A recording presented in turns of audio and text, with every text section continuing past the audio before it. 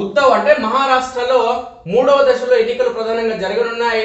ఈ ఎన్నికలకు సంబంధించి ఉద్ధవ్ ఠాక్రే శరద్ పవార్ కు సంబంధించి అంటే చావో రేవో తేలనుంది. ఎందుకంటే ఉద్ధవ్ ఠాక్రే పార్టీ రెండుగా చీలిపోయింది, అదేవిధంగా శరద్ పవార్ పార్టీ కూడా రెండుగా చీలిపోయింది.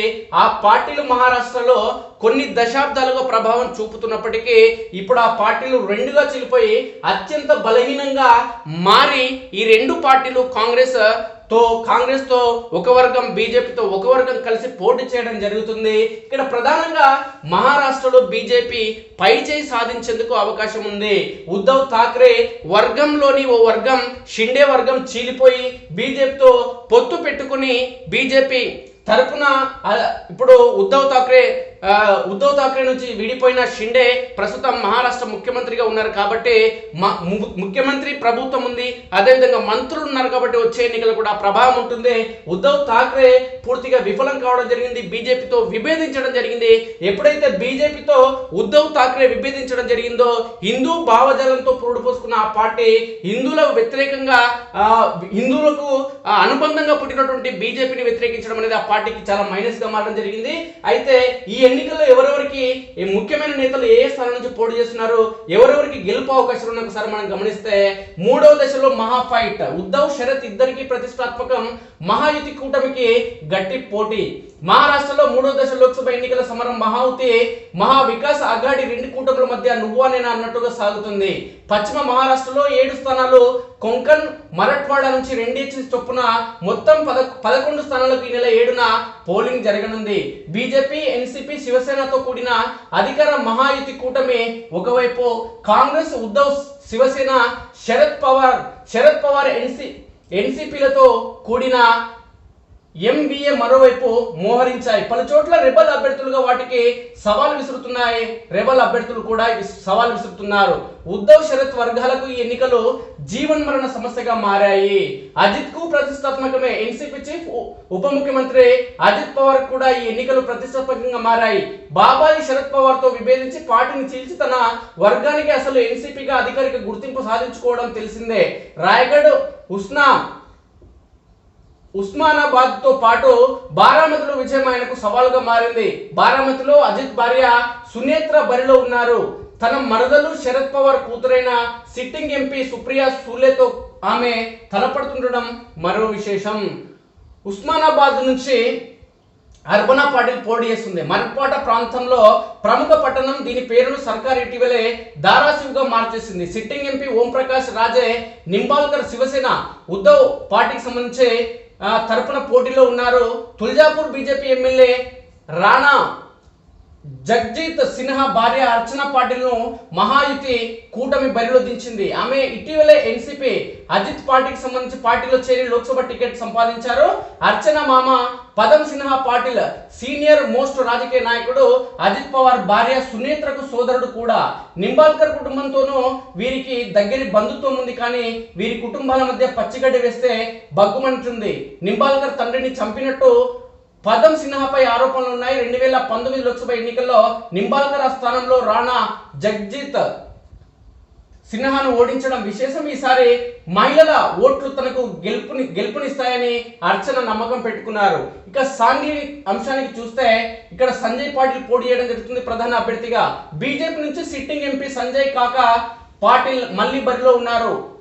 విపక్ష మహా వికాస్ అఘాడి తరపున కాంగ్రెస్ నేత విశాల్ పాటిల్ టికెట్ ఆశించగా పొత్తులో భాగంగా స్థానం శివసేన ఉద్ధవ్ పార్టీకి వెళ్ళింది. దాంతో ఆయన రెబల్ గా పోటీకి దిగారు. శివసేన ఉద్ధవ్ నుంచే రెజ్లర్ చంద్రహార్ పార్టీలు బరిలో ఉన్నారు. దాంతో ఇక్కడ త్రిముఖ పోటీ నెలకొంది. కాంగ్రెస్ ఓట్లను విశాల్ చీలుస్తారని, అది బీజేపీకి కలిసి వస్తుందని భావించడం జరుగుతుంది.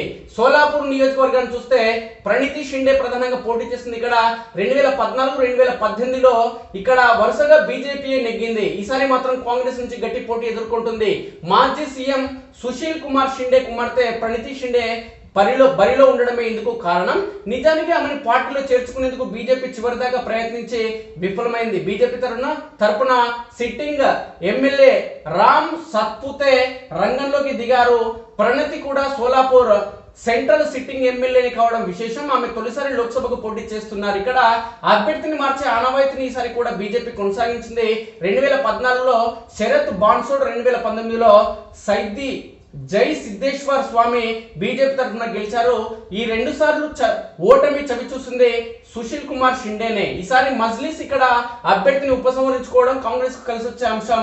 సోలాపూర్, మాదా స్థానాల్లో విజయం కోసం చెమటోడ్చేందుకు బీజేపీ నేతలు అంగీకరిస్తుండడం విశేషమే. ఇక సతారా నియోజకవర్గాన్ని చూస్తే ఉదయన్ బోసాలే ఇక్కడ ప్రధానంగా పోటీ చేస్తున్నాడు. మహాయుతి కూటమి తరఫున ఎన్సీపీ శరద్ పవార్ పార్టీకి సంబంధించిన నేత, ఆయన వర్గం నేత, కార్మిక నాయకుడు ఎమ్మెల్సీ శశికాంత్ సిండే బరిలో ఉన్నారు. దాంతో కొల్హాపూర్ మాదిరిగానే ఇక్కడ కూడా బీజేపీ వ్యూహాత్మకంగా ఛత్రపతి శివాజీ వంశీయుడు రాజ్యసభ ఎంపీ ఉదయన్ రాజే బోసాలేకు టికెట్ ఇచ్చింది. మహాయుతి కూటమి నుంచి ఈ స్థానంలో పోటీ చేయాలని తొలుత ఎన్సీపీ పార్టీకి సంబంధించి అజిత్ భావించింది. ఇక ఉదయన్ రాజే బోసాలే పోటీకి ఆసక్తి చూపడంతో ఈ స్థానాన్ని బీజేపీ తీసుకుంది. ఇక రత్నగిరి సింధు దుర్గ్ నియోజకవర్గం చూస్తే నారాయణ రాణే ప్రధానంగా ఇక్కడ అభ్యర్థిగా పోటీ చేయడం జరుగుతుంది. ఉద్ధవ్ ఠాక్రే వర్గానికి సంబంధించి సిట్టింగ్ ఎంపీ శివసేనకు సంబంధించిన నేత వినాయక్ రౌత్ మళ్ళీ బరిలో ఉన్నారు.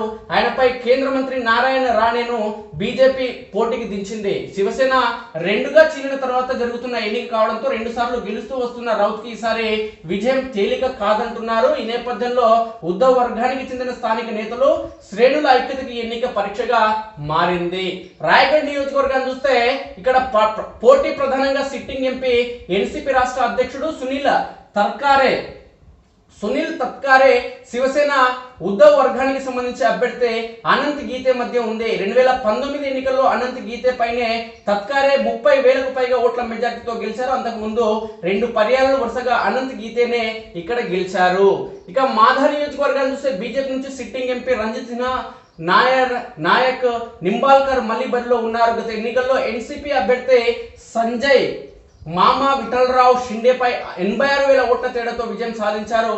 మళ్ళీ నింబాల్కర్ కు టికెట్ ఇవ్వడాన్ని వ్యతిరేకిస్తూ బీజేపీ జిల్లా కార్యదర్శి ధైర్యశీల్ మోహిత్ పార్టీ ఇటీవలే శరద్ పవార్ సారథ్యంలో ఎన్సీపీలో చేరారు. పార్టీ నుంచి రంగంలోకి దిగే బీజేపీకి గట్టి సవాలు విసురుతున్నారు. మోహిత్ కు స్థానికంగా బాగా పట్టునంతో ఇక్కడ బీజేపీ ఎదురెదుతుందని చెప్పడం జరుగుతుంది.